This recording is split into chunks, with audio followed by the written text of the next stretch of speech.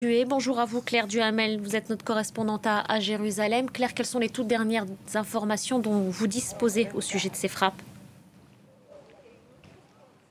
Bonjour Nabia. Oui, ces frappes israéliennes se poursuivent sur toute l'enclave palestinienne. Selon le Hamas, ce sont 42 Palestiniens qui ont été tués dans le camp de réfugiés d'Al-Shati ainsi que dans le quartier d'Al-Toufar. Les Israéliens disent cibler Raad Saad, qui est un haut commandant du Hamas, qui avait déjà été ciblé à l'hôpital Al-Shifa il y a plusieurs semaines. Pas de précision pour déterminer s'il fait partie des tués ou non. Et puis, comme après chaque grosse frappe israélienne à Gaza, des images émergent sur les réseaux sociaux sur lesquelles on voit le chaos et des victimes, notamment des enfants. Et puis aujourd'hui, l'armée israélienne a aussi nié avoir été à l'origine d'une frappe à proximité des locaux de la Croix-Rouge, ce qui s'est passé hier. L'incident est toujours en cours d'examen, disent les Israéliens.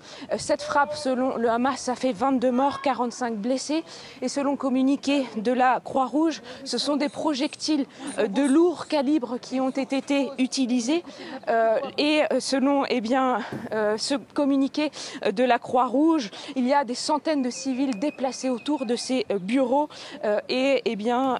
les emblèmes de la Croix-Rouge étaient visibles sur ces bureaux selon donc ce communiqué. Et puis précisons aussi qu'après 260 jours de guerre, la force de frappe du Hamas est toujours existante puisqu'aujourd'hui encore 2 roquettes ont été tirées depuis Rafah sur le territoire israélien. Elles ont touché des zones non peuplées à proximité de la frontière côté israélien.